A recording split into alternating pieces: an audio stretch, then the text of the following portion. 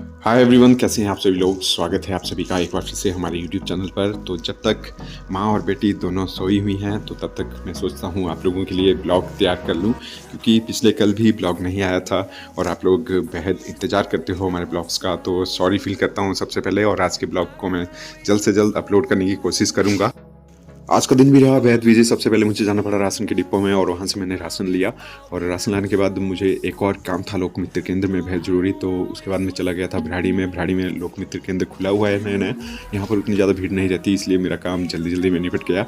और उसके बाद मैं चला गया IPH के ऑफिस में, और ये IPH ऑफिस भराड़ी में ही है। और यहाँ पर मुझे एक्शन सर से एक बेहद ज़रूरी काम था, और मेरी किस्मत ये रही जब मैं वहाँ पे पहुँचा तो उस टाइम पे जो एक्शन सर हैं वो वहाँ से उठ गए थे और जा रहे थे किसी मीटिंग के लिए, लेकिन वो मुझे मिल गए और उन्होंने भी मेरा काम जल्दी जल्दी में कर लिया। तो देख सकते हैं आप कितना चकाचक चला हुआ है निर्माण का कार्य। जो हमारे IPH मंत्री हैं बहुत ज़्यादा निर्माण के कार्य करवा रहे हैं यहाँ पर, और हमारे धर्मपुर इलाके के लिए सच्ची में बहुत गर्व की बात है। और साथ के साथ ये पार्किंग भी बनाई हुई है यहाँ पे। तो पिछले कल भी ब्लॉग अपलोड नहीं हुआ था, उसके लिए मैं सॉरी फील करना चाहता हूँ आप सभी लोगों से। तो कैसा रहा आप सभी लोगों का वैलेंटाइन डे, ज़रूर मुझे बताइएगा कमेंट बॉक्स में। बाकी रही बात हमारी, तो देखिए हमने कोई भी वैलेंटाइन डे वगैरह नहीं बनाया, और ना ही हम कहीं पे घूमने फिरने गए, क्योंकि आप लोगों को पता है कि घर में छोटी सी नन्ही सी गुड़िया है हमारी। तो उसी के साथ ही हमारा वैलेंटाइन डे पूरा दिन कवर हुआ। और वैसे आप लोगों को तो पता ही होगा कि 14 फ़रवरी को क्या हुआ था। तो 14 फ़रवरी को एक ब्लैक डे के रूप में भी जाना जाता है। तो उस दौरान कुछ ऐसा हुआ था कि श्रीनगर जम्मू हाईवे पे हमारी भारतीय सेना ITBP की टीम निकल रही थी अपने काफिले के साथ। तो वहाँ पर तकरीबन हमारे 2500 से 2600 जवान बसों में ट्रैवल कर रहे थे और जा रहे थे अपनी डेस्टिनेशन पे। तो वहाँ पर उन्हें बेचारों को क्या पता था कि उनके साथ इस तरह की बड़ी घटना घटने वाली है। तो जो आतंकवादी हैं उन्होंने पहले से ही प्री प्लानिंग करके रखा हुआ था हर एक चीज़ को। तो जैसे ही उन्होंने देखा कि भारतीय सेना का काफिला निकल चुका है, तो उसके बाद उन्होंने देखिए एक गाड़ी है वो पूरी विस्फोटक पदार्थों के साथ लदी हुई थी। तो वो उन्होंने जानबूझ के टकराई हमारी भारतीय सेना की बसों के साथ, और वहाँ पर वो जो गाड़ी थी उसमें इतना ज़्यादा विस्फोटक पदार्थ था कि पूछिए मत। आप खुद ही इमेजिन नहीं कर सकते कि तकरीबन वहाँ पर 5 मिनट तक तो धुआं ही दिख रहा था और कुछ भी पता नहीं चल रहा था। और उसके बाद आतंकवादियों ने देखिए फायरिंग भी स्टार्ट कर दी थी हमारी सेना के नौजवानों के ऊपर। और बाद में उन्होंने भी, हमारे भारतीय सेना के नौजवानों ने क्रॉस फायरिंग कर दी, और उन्होंने देखा कि सेना के जो भी हमारे नौजवान हैं बहुत ज़्यादा हैं, और इसलिए उन्हें भागना पड़ा। लेकिन बात ऐसी रही कि जब वहाँ पे विस्फोट हुआ तो 5 मिनट तक देखिए धुआं ही धुआं है, तो कुछ भी नज़र नहीं आ रहा था कि क्या कुछ हुआ है। किसी को भी किसी भी तरह की कोई खबर नहीं। लेकिन जब 5 मिनट के बाद देखा तो वहाँ पे नज़ारा कुछ और ही था। तो जो वहाँ पे राष्ट्रीय राजमार्ग है जम्मू श्रीनगर वाला, तो वहाँ पर देखिए हमारे भारतीय नौजवानों के देखिए उनकी बॉडी के इतने चिथड़े उड़े हुए थे कि सड़क पर खून ही खून दिख रहा था और मांस के टुकड़े दिख रहे थे। तो हमें देखिए रिस्पेक्ट करनी चाहिए अपनी इंडियन आर्मी की, अपने इस तरह से पैरामिलिट्री की। वो हमारे लिए देखिए बॉर्डर्स के ऊपर रहते हैं, उन्हीं की बदौलत हम अपने घरों में आज सेफ बैठे हुए हैं यहाँ पर।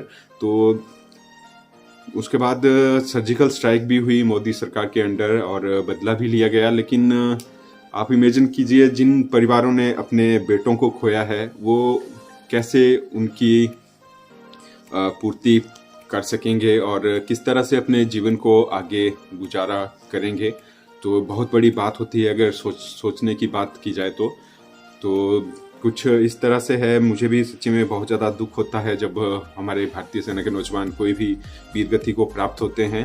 तो उस टाइम पे तो थोड़ी बहुत श्रद्धांजलि वगैरह कर देते हैं हमारी सरकार वगैरह भी उनके लिए। लेकिन इतना आसान नहीं होता इस ज़िंदगी को जीना, क्योंकि ज़िंदगी जीना मैं बोलता हूँ सबसे मुश्किल काम है। और आजकल की इस बेरोजगारी में तो आप लोग खुद ही समझ सकते हो कि किस तरह के सर्कमस्टांसिस हैं। तो इस तरह से हमने भी कल मतलब श्रद्धांजलि दी और याद किया अपने उन वीर जवानों को। और उतना खास नहीं रहा हमारा भी पिछले कल का दिन, और सच्ची में ब्लॉग डालने का जरा भी मूड नहीं था पिछले कल, इसलिए ब्लॉग भी नहीं डाला।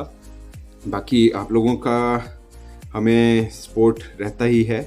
और मैं आप लोगों के साथ एक और बात कहना चाहता हूँ कि जैसे आप सारे के सारे हमारे YouTube सब्सक्राइबर हमारे साथ जुड़े हुए हैं इस ओनली सिंगल चैनल पर, और बाकी कभी कभी बीच में मैं अपनी Gmail ID भी दे देता हूँ आप लोगों को, अगर आप हमसे बातचीत करना चाहते हो, कांटेक्ट करना चाहते हो उसके रिगार्डिंग। लेकिन मैं अभी ऐसा सोच रहा हूँ कि मैं बाणी के नाम से एक Instagram ID बना दूँ, वहाँ पर मैं अपनी बच्ची के पिक्स वगैरह भी डाल दूंगा, वीडियोस वगैरह, रील्स वगैरह भी अपलोड किया करूंगा, ताकि जब हमारी बाणी बड़ी हो तो वो भी देखे कि हमारे मम्मी पापा ने हमारे लिए किस तरह से हमारी यादें जोड़कर रखी हुई हैं।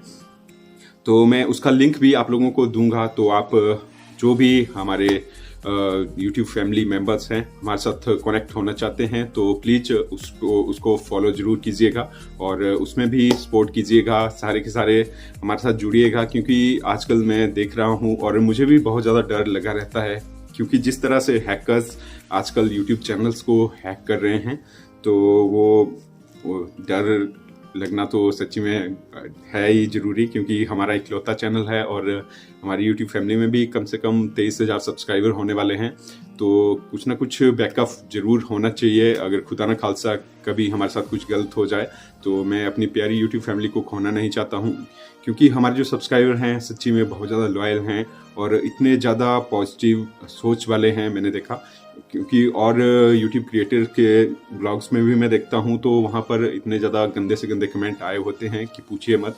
मतलब गालियाँ इतनी ज़्यादा दी गई होती है, लेकिन मैंने अभी तक सच्ची में अपनी YouTube फैमिली में किसी एक सिंगल मेंबर को भी नहीं देखा कि जिसने कभी भी हमारे बारे में कोई भी नेगेटिव बात कही हो। तो आप सभी लोगों का प्यार और सपोर्ट है, सच्ची में दिल से आप लोगों का धन्यवाद। और यूं ही हमारे साथ आगे भी जुड़े रहिएगा। और जो बाणी का मैं अभी Instagram ID बनाऊंगा उसका मैं लिंक आप लोगों के साथ कल शेयर करूंगा, तो आप प्लीज़ वहां पर सभी के सभी फॉलो जरूर कीजिएगा मेरी बिटिया रानी के Instagram ID को। और एक तरह से वो बैकअप भी होगा, और आप हमसे बात भी करना चाहें तो एनी टाइम आप मुझे मैसेज कर दीजिएगा वहाँ पर। मैं आप लोगों को वहाँ पर अपना फुल ट्राई करूँगा कि अर्जेंटली आप लोगों को रिप्लाई दे दूँ वहाँ पर। तो ऐसा प्री प्लानिंग है मेरी कोई। और आज भी ब्लॉग बहुत ज़्यादा लेट हो गया है, उसके लिए मैं सॉरी फील करना चाहता हूँ। और सर्कमस्टांसेस ही कुछ ऐसे चले हुए हैं, बाणी की तबीयत एक बार फिर से बिगड़ गई थी पिछले कल। एक्चुअली उसके नोज़ बंद हो गया था, तो मैं और प्रियंका बहुत ज़्यादा डर गए थे। जब वो प्रियंका उसको फीडिंग करवा रही होती थी तो बहुत ज़ोर से साउंड आती थी उसके नाक से, तो एक घबराहट हो ही जाती है एज ए पेरेंट्स, क्योंकि हम भी उतने ज़्यादा एक्सपीरियंस नहीं है, हमारा भी फर्स्ट टाइम पहला बेबी हुआ है। और आज की बात करूं तो आज भी पूरा दिन भर किस तरह से बीत गया कोई पता ही नहीं चला टाइम का। तो आज मुझे जाना पड़ा था राशन लाने के लिए डिपो तक।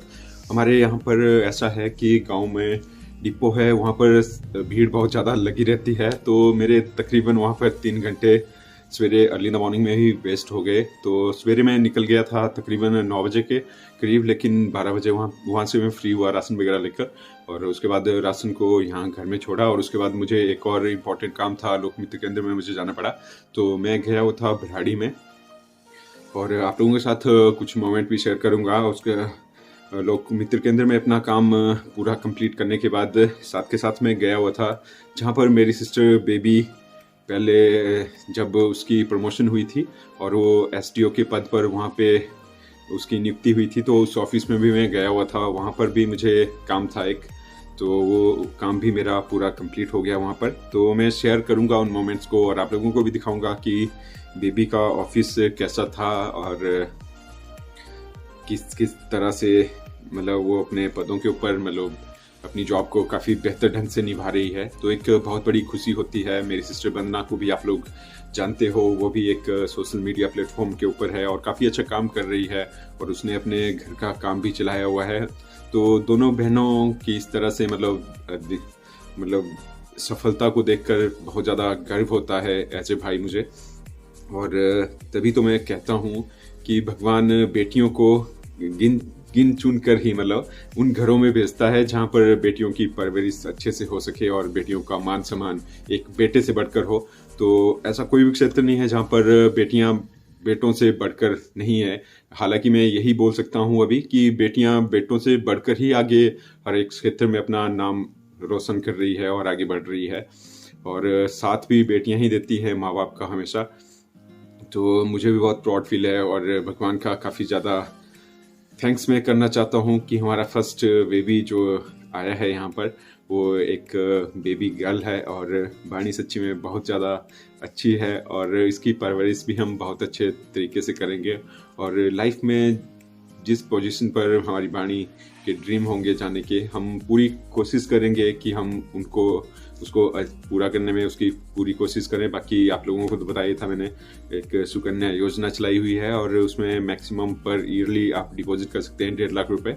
और मेरा भी पूरा का पूरा ट्राई यही रहेगा कि मैं ज़्यादा से ज़्यादा पैसा अपनी बाणी के अकाउंट में डाल सकूं ताकि वो उसके फ्यूचर को बेहतर बनाने के लिए काम आ सके। तो आज का ब्लॉग कुछ ऐसा ही था, तो जरूर हमें सपोर्ट कीजिएगा आज के ब्लॉग में भी। बाकी आप लोगों के साथ फ्यूचर में काफ़ी बेहतर ब्लॉग लेकर आएंगे हम, ये मेरा प्रॉमिस रहा। तो आज के ब्लॉग की कर रहा हूँ एंडिंग। मिलेंगे आप लोगों से नेक्स्ट ब्लॉग में, तब तक के लिए अपना ख्याल रखिएगा। Bye bye and take care.